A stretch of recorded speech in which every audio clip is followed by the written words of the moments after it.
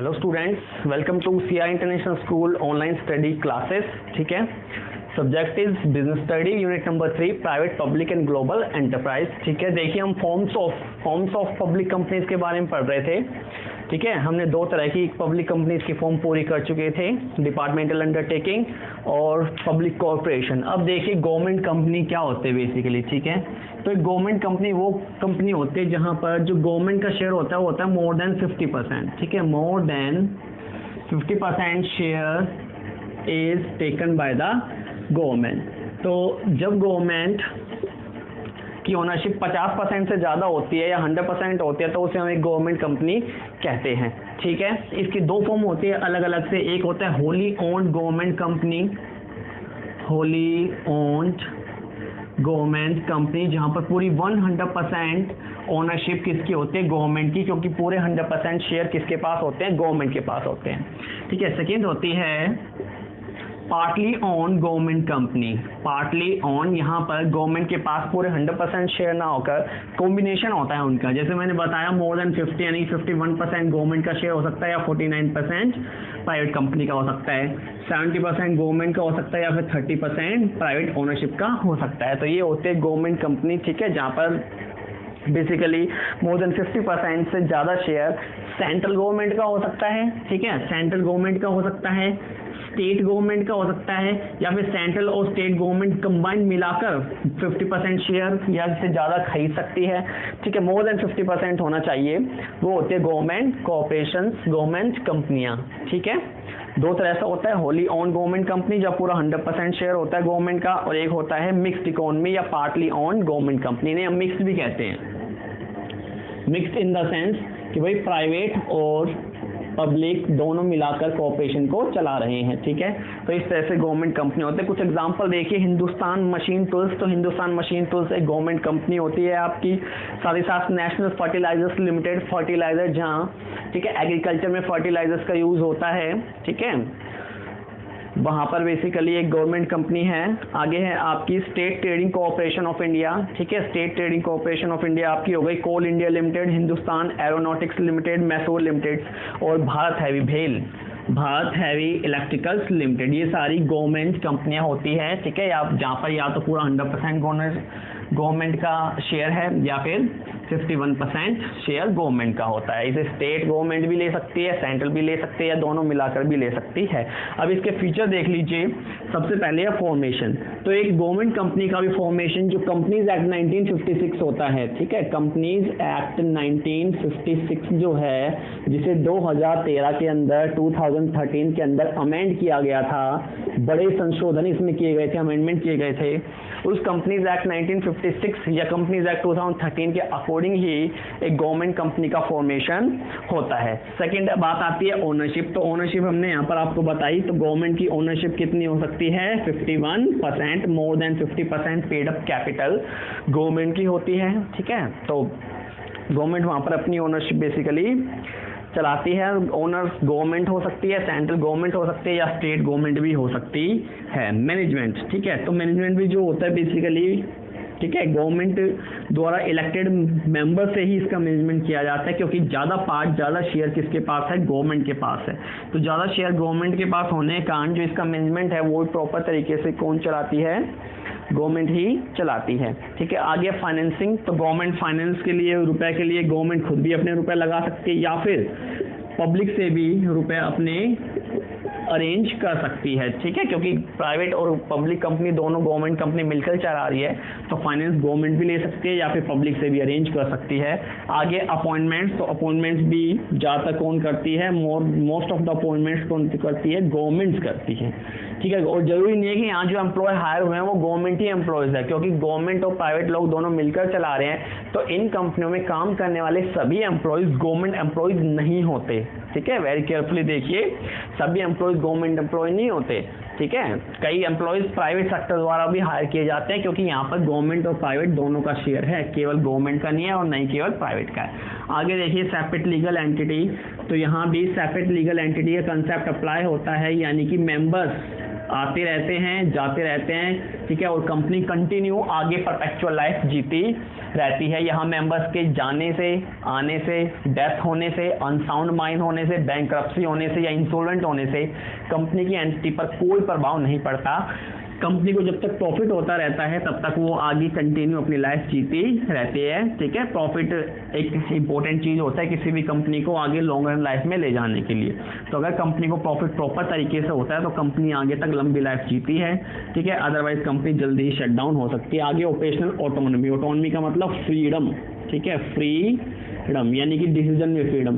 तो इस कंपनी में क्योंकि ज़्यादातर मोस्ट ऑफ द शेयर या मैक्सिमम शेयर किसके पास होते हैं, गवर्नमेंट के पास होते हैं। मैक्सिमम शेयर गवर्नमेंट के पास होने के कारण उन्हें ऑटोनॉमी फ्रीडम होती है अपने ऑपरेशन में, ठीक है। वो काम कर सकते हैं, उन्हें सलाह मशवरा करने की आवश्यकता नहीं है, वो अपनी फ्रीडम पूरी तरह से ले सकते हैं। स्टूडेंट्स देखिए एक बार गवर्नमेंट कंपनी के हम एडवांटेज और डिसएडवांटेज देख लेते हैं, एक बार मेरिट्स और डिमेरिट्स हम एक बार देख लेते हैं, ठीक है। गवर्नमेंट कंपनी अभी मैंने बताया जब मोर देन 51% शेयर किसका होता है, गवर्नमेंट का होता है, ठीक है। 50% से ज़्यादा यानी 51 भी हो सकता है, 52 भी हो सकता है, 70 भी हो सकता है, 80 भी हो सकता है या पूरा 100% भी हो सकता है, ठीक है, स्टेट गवर्नमेंट या सेंट्रल गवर्नमेंट का। अब इसके एक बार मेरिट्स देखिए आप, ठीक है। सबसे पहला है ऑटोनॉमी इन ऑपरेशन। ऑटोनॉमी का मतलब मैं बार बार बता चुका हूँ, फ्रीडम, ठीक है, फ्रीडम। तो बेसिकली पब्लिक कंपनी में जो हम काम करते हैं, जो फ्रीडम होती है, ठीक है, वो काफ़ी ज़्यादा होती है, ठीक है। और कोई भी प्रोविजन में आप बदलाव कर सकते हैं सेंट्रल गवर्नमेंट या पार्लियामेंट की अनुमति से, ठीक है। तो इसलिए यहाँ इसका जो ऑटोनॉमी होती है, फ्रीडम होती है काम करने में, वो पूरी तरह से मिलती है। फर्स्ट देखिए इजी इंफॉर्मेशन। तो गवर्नमेंट कंपनी को फॉर्म करना, बनाना काफ़ी इजी होता है, ठीक है। पब्लिक कोऑपरेशन में तो क्या था, जैसे LIC SBI इनके लिए एक स्पेशल एक्ट पास करना पड़ता है पार्लियामेंट के अंदर, तब जाके उनका फॉर्मेशन होता है। लेकिन यहाँ पर आपको कोई एक्ट पास नहीं करना, इजी फॉर्मेशन होता है। कंपनीज एक्ट 1956 के अकॉर्डिंग आप इसे इजीली फॉर्म कर सकते हैं। कोई ज़्यादा आपको डॉक्यूमेंटेशन की प्रक्रिया, कोई फॉर्मेलिटी इतनी पूरी अधिक नहीं करनी पड़ती, तो इसलिए इनका फॉर्मेशन ईजी होता है। ऑटोनॉमी इन ऑपरेशन मैंने अभी बताया कि फ्रीडम होती है इनको ऑपरेशन में, ठीक है। बेसिकली इंडिपेंडेंटली होती है, गवर्नमेंट कंपनी है तो अपने डिसीजन फ्रीली ले सकती है। नेक्स्ट है फ्लेक्सिबिलिटी। तो इन कंपनियों में काफ़ी फ्लेक्सिबिलिटी होती है, क्यों? क्योंकि प्राइवेट प्लस पब्लिक दोनों मिलकर, ठीक है, यानी प्राइवेट प्लस गवर्नमेंट दोनों मिलकर काम करती है, तो फ्लेक्सिबिलिटी काफ़ी ज़्यादा यहाँ पर आ जाती है, ठीक है। तो मुश्किल के समय पर हम यहाँ अपनी फ्लेक्सिबिलिटी को अप्लाई कर सकते हैं। क्विक डिसीजन, तो यहाँ पर डिसीजन काफ़ी क्विक होते हैं क्योंकि फॉर्मेलिटियाँ काफ़ी कम पूरी करनी पड़ती है। रेट टैपिज्म का क्या मतलब होता है, जब गवर्नमेंट ऑफिस में फाइलें लंबे समय तक पड़ी रहती होती है, उनके ऊपर कोई काम ही नहीं हो रहा है, सालों साल निकल जाते हैं, 5 साल 10 साल 15 साल कुछ पता ही नहीं चलता, तो उसे हम रेट टैपिज्म कहते हैं। तो यहाँ रेट टैपिज्म के कम चांस होते हैं क्योंकि ये कंपनियां हैं, गवर्नमेंट कंपनियां, कोई कोऑपरेशंस नहीं है, ठीक है। तो यहाँ रेट टैपिज्म के चांस काफ़ी कम होते हैं इसीलिए, और इंटरफेरेंस ऑफ द गवर्नमेंट भी काफ़ी कम होती है। जो गवर्नमेंट के अदर ऑफिशियल है उनका इंटरफेरेंस काफ़ी कम होता है। तो इंटरफेरेंस की कमी होने और रेट टैपिज्म की कमी होने का यहाँ क्विक डिसीजन लिया जा सकता है। इजी फाइनेंस, क्योंकि गवर्नमेंट कंपनी है तो इन्हें फाइनेंस इजी मिल जाता है, या तो गवर्नमेंट देती है या फिर पब्लिक से भी, जो आम जनता होती है वहाँ पर भी अपने शेयर इशू करके, इजीली शेयर इशू करके अपना रुपया कलेक्ट कर लेती है। तो यहाँ इजी फाइनेंसिंग होती है, रुपया इजीली अरेंज ये कर लेते हैं। फिर है बेनिफिट ऑफ प्राइवेट पार्टिसिपेशन। अब देखिए जहाँ भी प्राइवेट सेक्टर पार्टिसिपेट करता है ना, वहाँ एफिशिएंसी काफ़ी अच्छी होती है, ठीक है। हार्ड वर्क काफ़ी ज़्यादा होता है कि भाई क्वालिटी ज़्यादा होती है, क्योंकि प्राइवेट सेक्टर का तो केवल एक ही चीज़ से टिक पाता है और वो है क्वालिटी। अगर प्राइवेट सेक्टर क्वालिटी प्रोवाइड करेगा तो वो टिक पाएगा।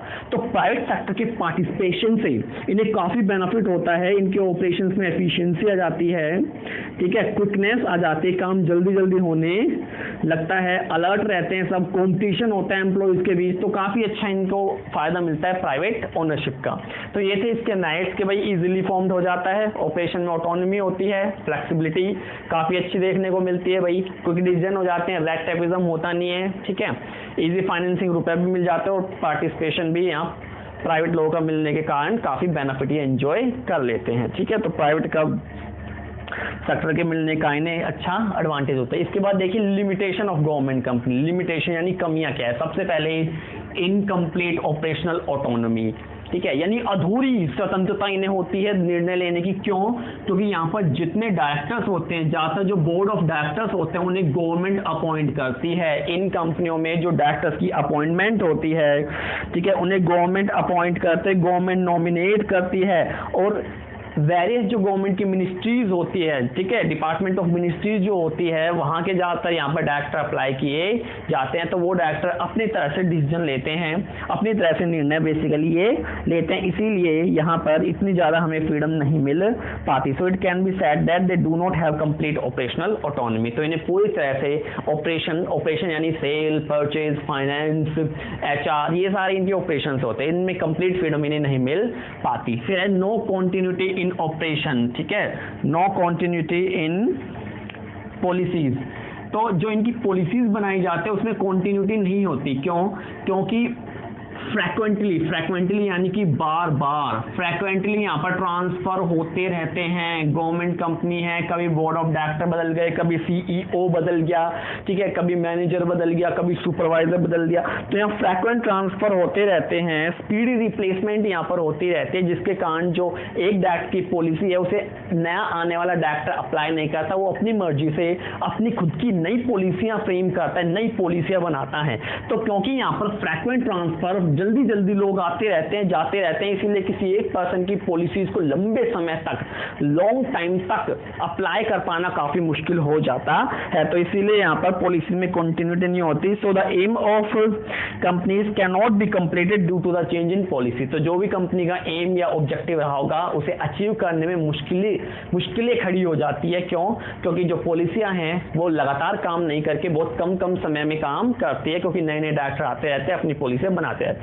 आगे देखिए lack of professional efficiency. Professionalism जो देखने को मिलता है प्राइवेट सेक्टर में वो यहाँ पर देखने को नहीं मिलता। प्रोफेशनल पर्सन वो होते हैं जो अपने काम में एक्सपर्ट होते हैं, ठीक है, जो तुरंत काम को कर देते हैं, लेस कॉस्ट में करते हैं, ठीक है। तो उस तरह की जो प्रोफेशनल एफिशिएंसी हमें देखने को मिलती है ना किसी कंपनी को चलाने में, प्राइवेट सेक्टर में तो एफिशिएंसी मिलती है, प्रोफेशनलिज्म देखने को मिलता है, लेकिन गवर्नमेंट कंपनी में ऐसा प्रोफेशनलिज्म हमें देखने को नहीं मिलता। So company becomes the government department of a place of business undertaking. तो कंपनी क्या बन जाती है? एक गवर्नमेंट डिपार्टमेंट बनकर रह जाती है। और गवर्नमेंट डिपार्टमेंट की कमियां तो आप सबको पता है, रैट टैपिज्म, ठीक है, रैट टैपिज्म वहां पर होता है, बहुत ज्यादा क्या नाम है, लेजीनेस वहाँ पर होता है, टाइम पंक्चुअल वो लोग होते नहीं है। तो प्रोफेशनल एफिशिएंसी, ठीक है, दक्षता नहीं हो पाने के कारण ये केवल एक गवर्नमेंट डिपार्टमेंट बनकर रह जाता है, फिर हम इसे एक बिजनेस प्रेमिसेस नहीं बोल पाते। और नेक्स्ट है fear of public accountability. Accountability को हिंदी में बोलते हैं जवाबदेही, जवाब देना बेसिकली। तो फियर यानी कि डर। तो इन कंपनियों को हमेशा डर रहता है कि भाई इन्हें जनता को, आम जनता को जवाब देना पड़ेगा, जिसके कारण ये डिसीजन को बड़े सही ढंग से नहीं ले पाते, डर के डिसीजन लेते हैं, जिसके कारण इनके डिसीजन कभी सटीक नहीं हो पाते, क्विक नहीं हो पाते। इन्हें फियर तो रहता ही है कि भाई गवर्नमेंट तो जॉब मांगेगी, साथ में जो अपोजिट पार्टियां बैठती हैं, ठीक है, फिलहाल जो सेंट्रल में वो BJP government, opposite party Congress वगैरह हो गई, सपा वगैरह हो गई, तो ये सारी पार्टियां इनसे जवाब मांगते हैं, भाई कि आप असफल क्यों हुए, किस कारण, अगर आपसे काम नहीं हो रहा तो आप सत्ता छोड़ दीजिए, हमें राजनीति में आने दीजिए। तो इन्हें फेयर रहता है अपोजिट पार्टी का और साथ ही साथ आम जनता का कि भाई पब्लिक भी इनसे जवाब मांगेगी, अगर ये असफल होते हैं तो पब्लिक भी इनसे जवाब मांगेगी। तो ये सब किसकी लिमिटेशन। अब ये देख लीजिए एक बार यूटिलिटी ऑफ गवर्नमेंट कंपनीज वो देख लेते हैं, छोटा सा टॉपिक है यूटिलिटी यानी कि उपयोगिता। यूटिलिटी ऑफ गवर्नमेंट कंपनी यानी गवर्नमेंट कंपनी कहाँ सुटेबल रहती है, कहाँ हम इसे ओपन कर सकते हैं। सबसे पहला है point where private partnership is needed.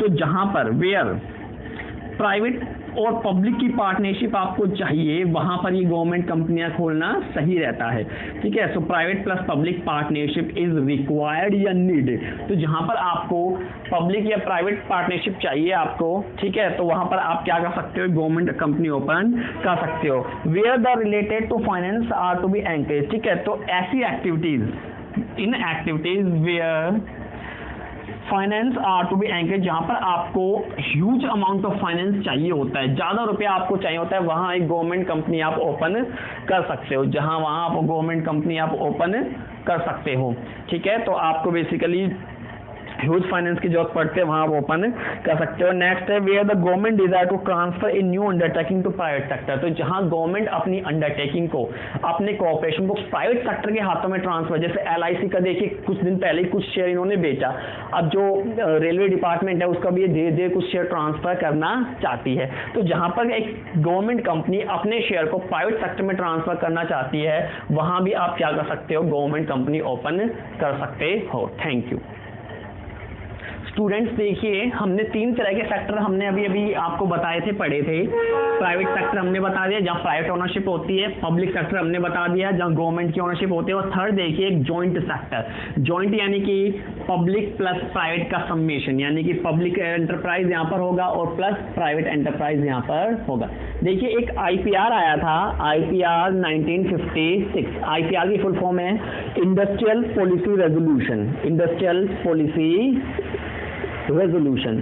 तो इस इंडस्ट्रियल पॉलिसी रेजोल्यूशन में गवर्नमेंट ने ये रिकॉग्नाइज किया, गवर्नमेंट ने इस चीज की जरूरत महसूस की कि भाई अगर हमें इंडिया को आगे लेकर जाना है, इंडिया को डेवलपमेंट की स्टेज पर लेके जाना है, तो केवल गवर्नमेंट सेक्टर से बात नहीं बनने वाली, हमें प्राइवेट सेक्टर को भी अपने डेवलपमेंट के प्रोसेस में इंक्लूड करना पड़ेगा। तो इसलिए हुआ क्या, IPR 1956 में नीड दिखाई गई, the need of private sector. ठीक है, इसमें प्राइवेट सेक्टर की नीड को रिकॉग्नाइज किया गया कि हमें प्राइवेट सेक्टर को भी अपने साथ लेना पड़ेगा, तभी जाकर हम आगे बढ़ सकते हैं। तो उनकी इसी नीड को लेकर IPR की वजह से हमने जॉइंट सेक्टर का फॉर्मेशन किया।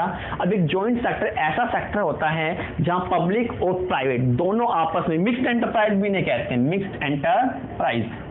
ठीक है, जॉइंट सेक्टर मिक्स्ड एंटरप्राइज यानी government sector plus private sector, government sector plus private sector दोनों आपस में मिलकर काम करते हैं। ठीक है, बिजनेस को आगे लेकर जाते हैं। तो इसकी नीड 1956 के IPR में देखी गई। इसने बताया गया कि भाई गवर्नमेंट को प्राइवेट सेक्टर को भी इंक्लूड करना पड़ेगा। ठीक है, so government must be a part in the paid up capital of the public enterprise for the sale of their department. ठीक है, तो बेसिकली हमें करना क्या है, जॉइंट सेक्टर के अंदर पब्लिक और प्राइवेट लोगों की पार्टनरशिप को इंक्लूड हमें करना है। ठीक है, अब ये जो जॉइंट सेक्टर होते हैं इसमें ये देखिए एक चीज जरूर देखिए, जॉइंट सेक्टर में मैनेजमेंट जो होता है बेसिकली, ठीक है, मैनेजमेंट जो होता है और कंडक्ट यानी जो ऑपरेशंस करने हैं, जो काम करने हैं।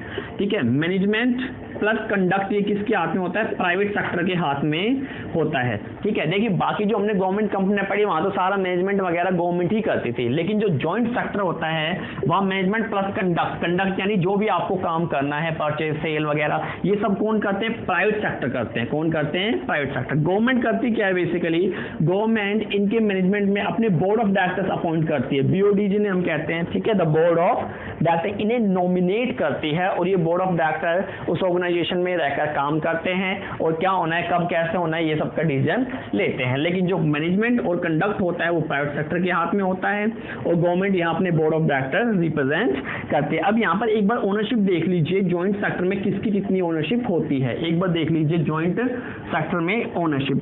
गवर्नमेंट का मिनिमम शेयर होता है 26%। ठीक है, गवर्नमेंट का मिनिमम शेयर कितना होता है, 26%। प्राइवेट लोगों का शेयर होता है 25%। और जो रिमेनिंग शेयर रह गया, रिमेनिंग शेयर जो रह गया वो होता है public financial institution, public financial institutions का, जैसे कि बैंक्स हो गया, LIC जिनका फाइनेंस का काम होता है ना, फाइनेंस अरेंज करना, रुपया अरेंज करना और लोगों को लोन प्रोवाइड कराना, उनका होता है बाकी शेयर। तो जॉइंट सेक्टर में आप एक बार ये देख लीजिए, गवर्नमेंट का 26% शेयर, प्राइवेट लोगों का 25% शेयर, और जो पब्लिक फाइनेंशियल इंस्टीट्यूशन इनमें आता है बैंक, जैसे कि SBI, ठीक है, और LIC, IDBI, industrial development bank of India.